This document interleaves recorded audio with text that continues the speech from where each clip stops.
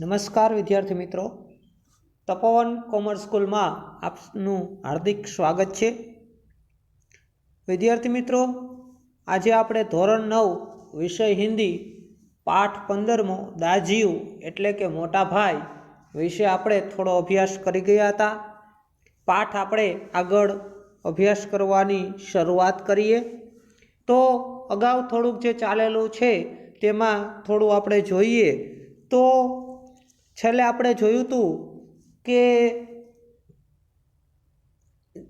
જે ભાઈ ચાની હોટલે એટલે કે નાસ્તાની જગ્યાએ આવે છે, છોકરા સાથે એને એક પરિચય થાય છે। તેમનું નામનું ભાઈનું નામ છે જગદીશ બાબુ અને તે બાળક અને જગદીશ બાબુ વચ્ચે ખાસ એવો પરિચય થતાં બંને એકબીજાથી નિકટ આવે છે અને બંનેને એકબીજાનું એકાકીપણું દૂર થાય છે।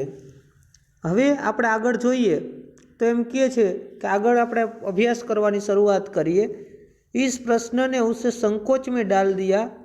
જે ઓલું અલમોડા આપણે જે વાત થઈ હતી ને કે અલમોડા ક્યાં આવેલું છે અને કયા પર્વત શ્રેણીમાં આવેલું છે ને બધું, તો એમાં આગળ કહે છે कि इस प्रश्न ने उसे संकोच में डाल दिया कि शायद अपने गांव की निराली संज्ञा के कारण उसे संकोच हुआ था। इस कारण टालता हुआ सा बोला, वह तो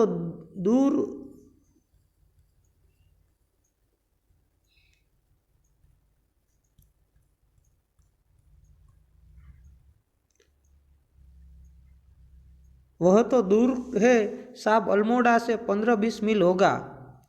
फिर भी नाम तो कुछ होगा ही, जगदीश बाबू ने जोर देकर पूछा।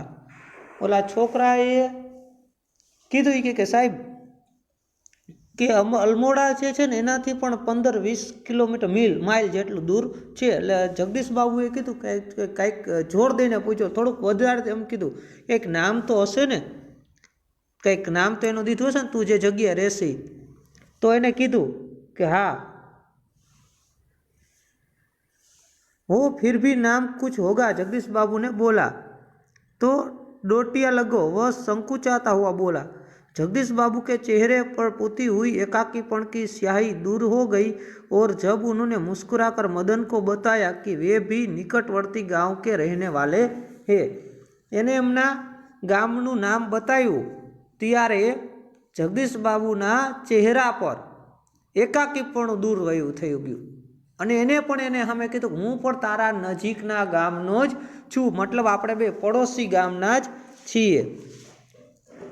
लगा जैसे प्रसन्नता के कारण अभी मदन के हाथ से ट्रे गिर पड़ेगी। उसके मुंह से शब्द निकलना चाह कर भी न निकल सके। खोया खोया सा वो अपने अतीत को फिर लौट लौट कर देखने का प्रयत्न कर रहा हो।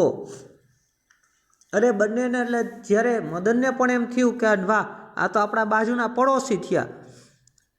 અતીત ગામ, ઊંચી પહાડી,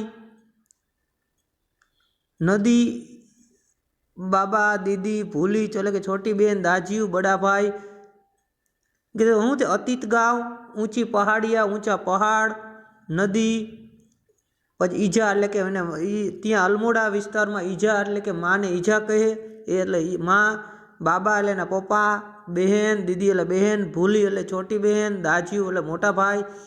मदन को जगदीश बाबू के रूप में उसकी छाया निकट जान पड़ी। मदन ने जगदीश बाबूना रूप में एक एमना परिवारना सभ्योने मळ्या होय तेवुं लाग्युं।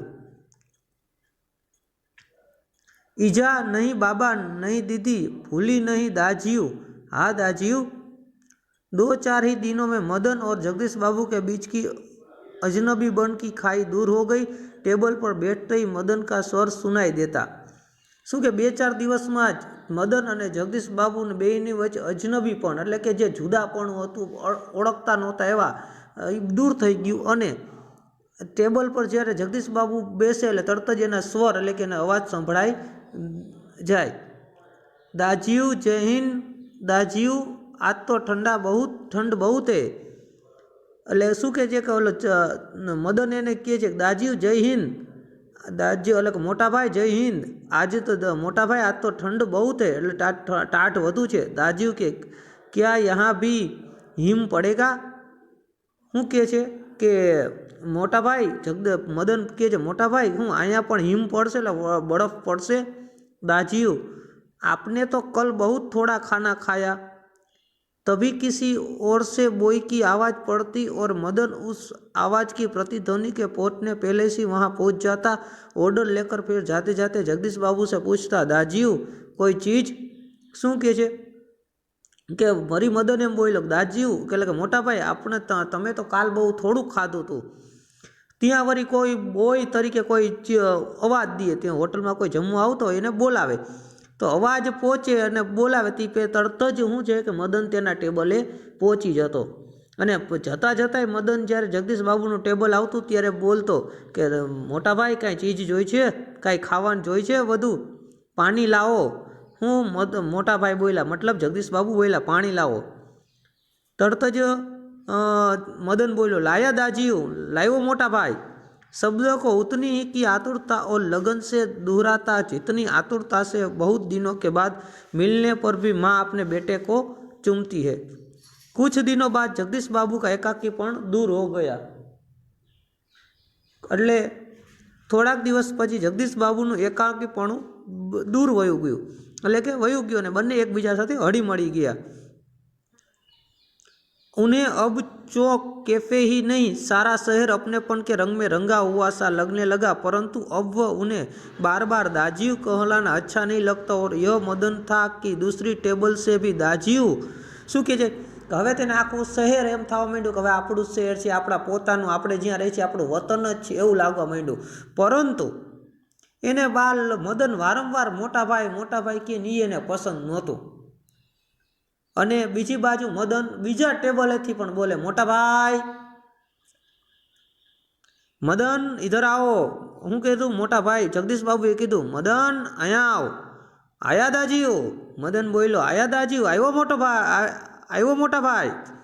दाजियो शब्द की आवृत्ति पर जगदीश बाबू ने मध्यम वर्गीय संस्कार जाग उठे। अपनौती की पटली डोरी अहम की तेज धार के आगे न टिक सकी। दाजियो चाय लाओ। शू कहे छे हवे मदन बोलो, तू मोटा भाई चा लाओ। चाय नहीं, लेकिन यह दाजियो दाजियो कह चिल्लाने रहते हो दिन रात, किसी की प्रेस्टीज का ख्याल नहीं है तुम्हें। त्यार जगदीश बाबू गरम थई गया, खारा थई गया नी ऊपर के दाजियो तू आखो दिवस रात मोटा भाई करस के तने हूँ बीजाना कोई आबरू पर कई छे कि इज्जत के आबरू छे कि नहीं, बीजाने कोई तने ख्याल छे कि नहीं, वारंवार मोटा भाई तू बोलस मने पसंद नहीं। जगदीश बाबू का मुंह का क्रोध के कारण तमतमा गया।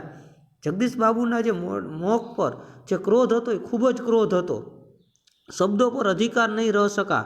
मदन प्रेस्टीज का अर्थ समझ सकेगा या नहीं यह भी उन्हें ध्यान नहीं रहा, पर मदन बिना समझाए सब कुछ समझ गया।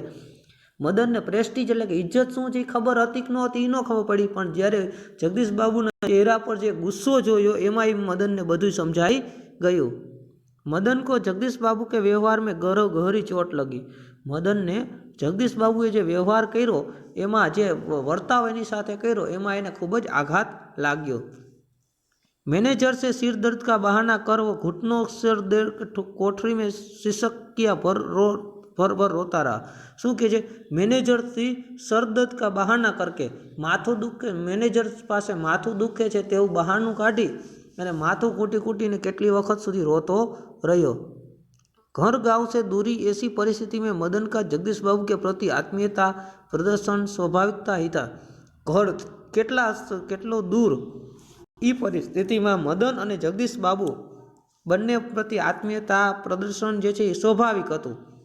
इसी कारण आज प्रवासी जीवन में पहली बार उसे लगा था कि किसी ने उसे ईजा की गोद से बाबा की बाहों की ओर दीदी के आंचल की छाया से बलपूर्वक खींच लाया हो। एने त्यारे एने घर जेवुं लाग्युं, माता जेवी गोद लागी, पिता जेवुं गोद लाग्युं, बहन जेवुं जे छे एने एनी साथे लगाव थयो, परंतु भावुकता स्थायी न हो सकी। रोन लेने पर अंतर ही घुमड़ती वेदना के आँखों की राह बाहर निकल लेने पर मनुष्य जो निश्चय करता है भावुक क्षणों को अपेक्षा अधिक विवेकपूर्ण होता है। એટલે શું કહે છે કે मनुष्य आँखों पर राह बार निकल कर मनुष्य को निश्चय करता है, भावुक क्षणों को अधिक विवेक पूर्ण देता है।